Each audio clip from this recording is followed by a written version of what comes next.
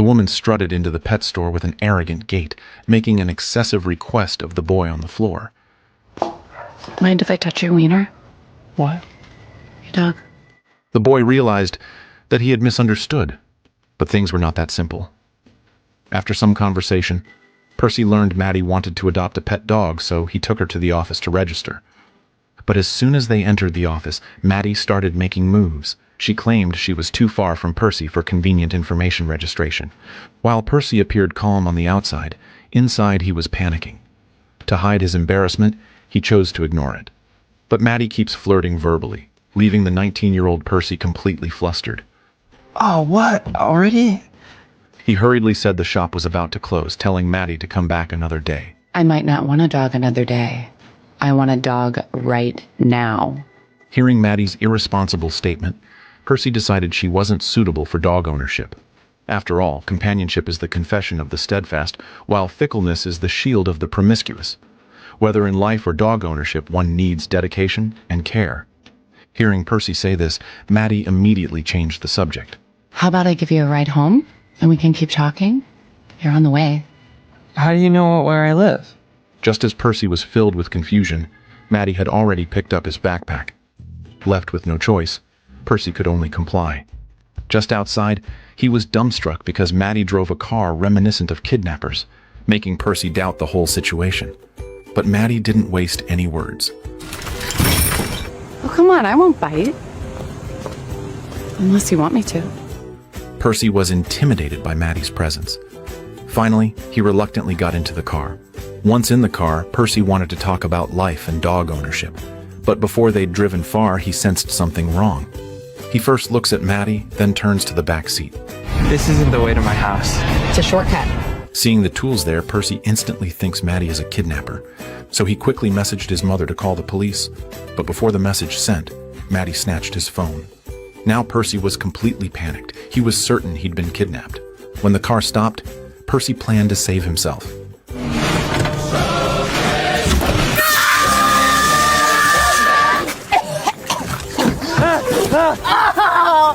Me in a van and you took my phone! If I were kidnapping you, would it give you all my personal information first? God, why couldn't you have used your rape whistle? Why would I have a rape whistle? Why do you have mace?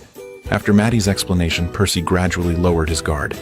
It seemed he really had overthought things. To make up for his mistake, he took the hose to rinse Maddie's eyes, but in his fluster, he sprayed water all over her instead. Percy apologized profusely, but he couldn't understand why Maddie insisted on driving him home. Maddie said helplessly she was simply attracted by his good looks. She hadn't thought Percy would take it seriously, but he actually believed it, smugly admitting he was handsome. To make amends to Maddie, Percy offered to take her on a date tomorrow. Little did he know this seemingly lovely encounter today was entirely orchestrated by others. Maddie was a taxi driver, navigating the town's streets daily, relying on hard work to make a living. But fate seemed against her. Long overdue property taxes weighed heavily. And finally, a court seizure order silently took away her old car. That car was her only way to pay the property taxes. Losing it meant Maddie would soon lose her house. Just as she felt cornered, an unusual job advertisement appeared. The ad was placed by a wealthy couple seeking young women to help their college-bound son end his single life. In return, the applicant would receive a car. When Maddie first saw the ad, she was shocked and hesitant because it sounded absurd, even unethical, but it could solve her immediate problem. To save the house her mother left her, Maddie ultimately accepted the seemingly ridiculous task. The next day, she donned her roller skates and headed to the wealthy family's home. Upon entering, she saw the car that would soon be hers. Then she met the Beckers. The couple immediately asked Maddie's age. Learning Maddie was over 30, the couple flatly refused. Because young girls are idiots. It's not their fault. They're young. But this is your son we're talking about. What you need is someone who looks like a peer, but has the maturity to be able to handle this with the tact and sensitivity the situation requires. Hearing this, Maddie's argument seemed reasonable, so the Beckers decided to let her try. They first explained their son had social anxiety, was overprotected throughout childhood, lived like a turtle in its shell, couldn't speak a full sentence to the opposite sex, and had strong musical talent he never dared show. Then, They gave Maddie the task requirements. Their son couldn't find out, and the interaction had to feel natural.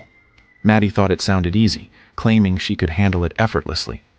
But Maddie never dreamed this deliberately arranged encounter would utterly change her life. The next evening, they met at a bar. Percy came very prepared this time. Suit jacket for protection, shorts for easy escape. This mismatched outfit looked downright bizarre at first glance. It being his first date, Percy acted extremely awkwardly, unsure where to put his hands and feet. And when Maddie asked Percy what he wanted to drink, It's just that I'm not 21. That doesn't matter here. Well, I think it's a federal law. seeing Percy's timid demeanor, Maddie's smile instantly froze, but to complete her task, she maintained surface-level enthusiasm.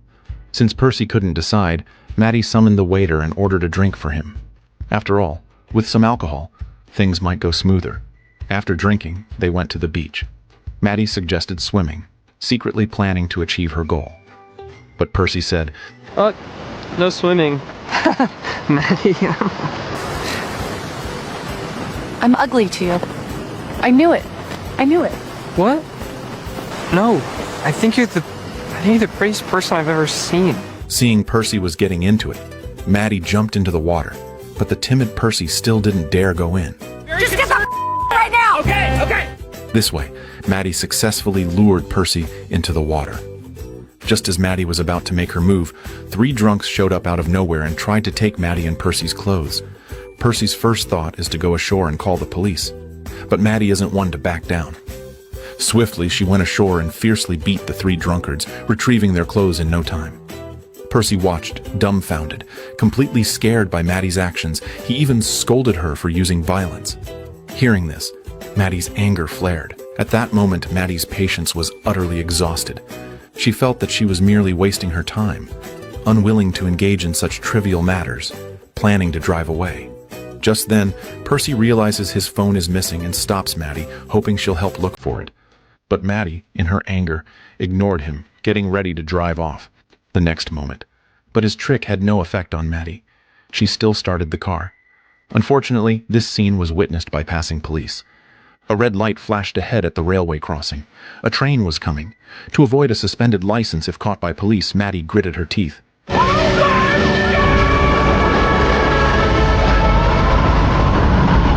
Percy had never experienced such thrills before. Even after entering Maddie's house, he remained dazed. Maddie seized the moment. She planned to achieve her goal that very night. However, Percy felt uneasy in the unfamiliar environment, saying he needed to adjust first and suggesting playing some small games to warm up. But suddenly, Percy started itching inexplicably. Maddie quickly lifted his shirt to look, seeing red rashes covering his back. These rashes were actually an allergic reaction triggered by anxiety from being around Maddie. Seeing Percy like this, Maddie had to postpone her plan. Like a caring mother, she gently applied ointment to him. I'm so embarrassed. Don't be. I don't really have a lot to smile about. I can barely leave my room. Well, I've lived in this house my whole life. Really? Everything I need is here. And my mom got sick, so I stayed to take care of her. Why couldn't your dad do it? Maddie didn't answer that question, perhaps not wanting to discuss much with Percy, or perhaps it involved painful experiences. So they talked, sharing embarrassing stories from their pasts. After Percy shared his own cringe-worthy tales, Maddie finally understood this boy couldn't be conquered forcefully. Perhaps kindness and friendliness were the key to his heart. So in the following days, Maddie changed her strategy. She would walk with Percy on the beach, feeling the sea breeze, walking the dog. She also took Percy to the arcade, enjoying fun amidst electronic sounds. As they spent more time together, Percy's lively, adorable side emerged. The distance between them closed amidst laughter.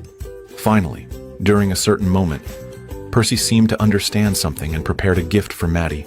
But Maddie hadn't brought a gift. To match sincerity with sincerity, Maddie shared stories she rarely told. It turned out Maddie's biological father was a famously wealthy man. Before she was born, he came to the city as a tourist. During his travels, he met her mother, and then she was conceived. Unexpectedly, this wealthy man already had a family. To sever ties with Maddie and her mother completely, he spent heavily hiring the city's top lawyers, successfully cutting all ties, leaving only a house for them to barely survive. Percy listened quietly to Maddie's story. His heart was full of sympathy. Can I kiss you?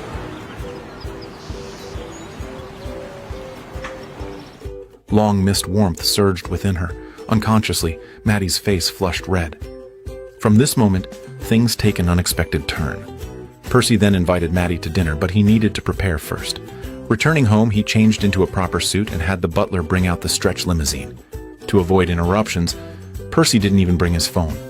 He wanted to be fully present for the date. Later, they went to the town's fanciest restaurant. Maddie spotted a piano and eagerly encouraged Percy to play. However, Percy refused outright, afraid of embarrassing himself in public. But when he met Maddie's expectant gaze, his heart instantly melted. Then Percy took a deep breath and walked towards the piano with heavy steps. And the performance that followed was the film's most stunning part.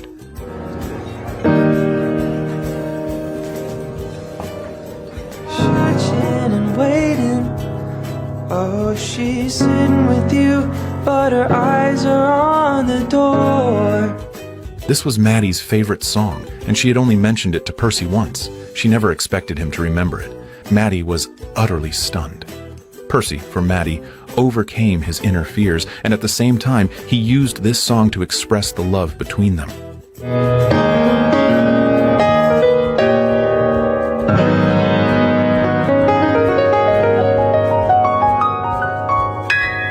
In this moment, Maddie's heart was completely lost.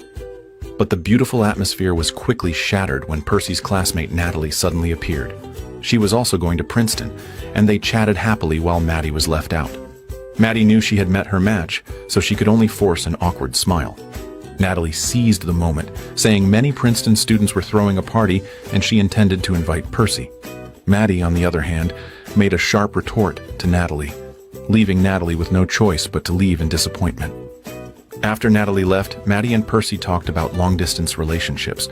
Percy expressed he'd return on weekends to be with Maddie, but Maddie knew their relationship was only a transaction, so she said, Well, I don't have a car. But you could take the train. It's only 5 hours. Yeah. I don't do long distance. Percy was momentarily lost after hearing Maddie's response. He couldn't fathom what Maddie wanted. Was love so fragile in Maddie's mind? Heartbroken, Percy turned to leave, and seeing this, Maddie chased after him. Once in the car, Percy remained silent, reached for a bottle of alcohol, and began drinking heavily. Afterwards, Percy went to the party Natalie mentioned and got out of the car alone. But Maddie's heart was a turmoil of emotions. She kept trying to convince herself that Percy needed this kind of social space. However, deep within, a budding affection like a newly sprouted seed grew wildly. She couldn't ignore Percy falling into someone else's arms. The moment she entered the party, she felt uncomfortable. The youthful energy radiating from those young girls felt like a silent mockery to her. Every second was agony. She needed to find Percy quickly and escape this suffocating place. So she pushed open door after door but couldn't find Percy until she discovered a locked door. She was certain Percy was inside, so she stepped back to get a running start. Did you? Oh my god. Maddie burst into the room with fierce determination, and Natalie quickly explained that nothing had happened because Percy insisted on taking his anti-inflammatory pills on time. Drinking alcohol with anti-inflammatory pills, Maddie quickly takes Percy to the toilet, trying to help him vomit.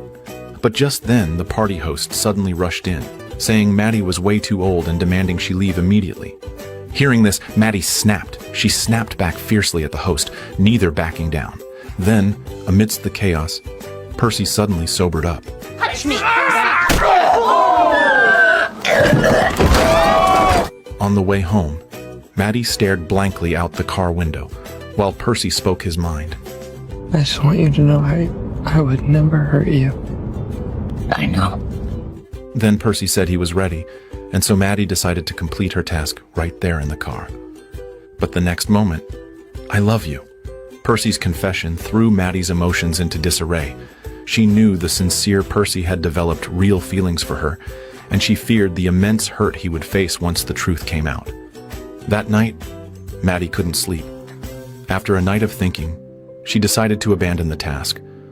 But the gears of fate are always full of irony, and over at Percy's, a storm had already erupted. He solemnly approached his parents, expressing his desire to practice driving with the family car before getting a license.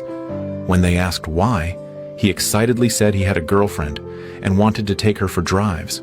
His parents offered congratulations, but deep down, they had expected this. However, Percy's next words hit the Becker couple like a bolt from the blue. Percy said a long-distance relationship would strain things with Maddie, so he decided to give up going to Princeton. As these words left his mouth, the room fell into a deathly silence. This is Princeton, a top-tier university that countless people dream of attending. Yet their son is about to give up this rare opportunity because of a relationship. Yet the Beckers didn't say much. They told Percy to go practice driving in the garage first. After Percy left, they called Maddie. The Beckers said no, Maddie's task must continue, only the goal changed. She must find a way to convince Percy to go to Princeton. So if I can convince him to go to Princeton, I get the car? I don't have to have sex with him anymore? Hello, Maddie? Hello? Hello? A sense of despair like never before washed over Percy. He couldn't believe that someone he had trusted had been deceiving him all along. Percy felt like a fool, played like a puppet. At that moment, his heart felt dead.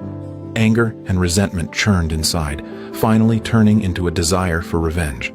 He secretly arranged for Maddie to come to his house. The moment she entered, his father's expression froze. At the dinner table, Percy made sarcastic remarks, his words sharp as knives. I didn't get the dates wrong. I just wanted to introduce you to them, but I didn't know how to explain how old you are. But things weren't that simple. Percy excused himself to make a call, but secretly contacted a friend to destroy Maddie's car. She's gonna hate not having it.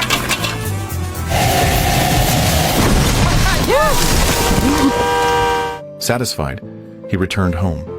Seeing Percy silently return to his bedroom, Maddie followed, full of worry. And Percy gave Maddie one last chance. If there's something I don't know, just tell me. No. After hearing her, Percy didn't say much. Instead, he naturally initiated intimacy with Maddie. Afterwards, he told Maddie he knew everything and that he had smashed up her car. What? Was any of it real? Yes. I was just trying to save my house. It wasn't personal. It felt personal to me. Percy, I'm sorry. I'm so sorry. You should go.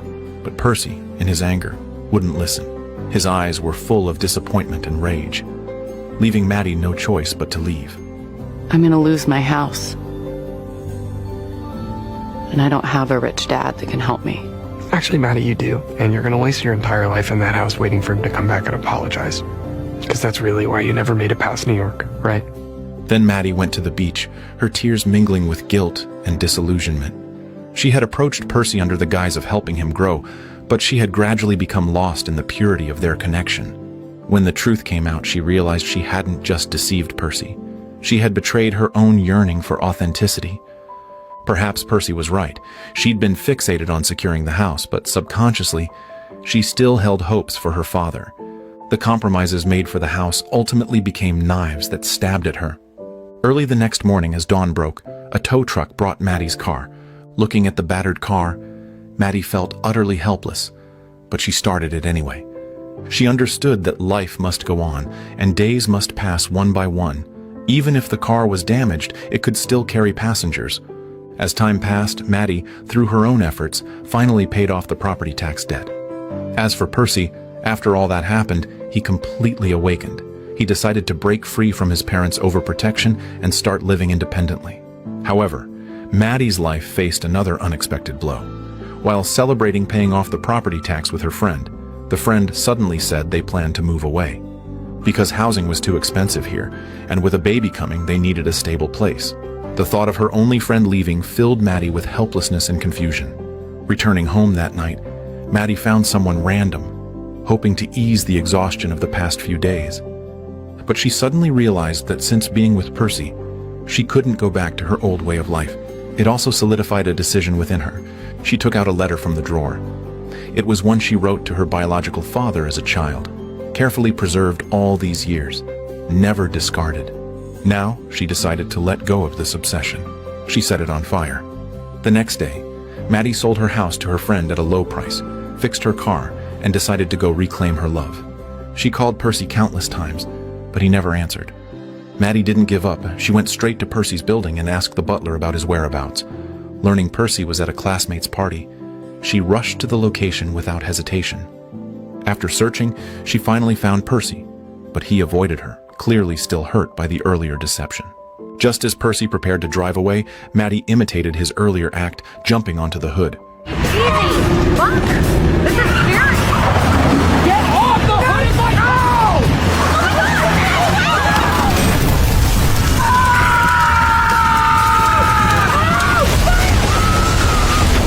In that moment, Percy panicked. The once timid boy rushed into the sea without hesitation.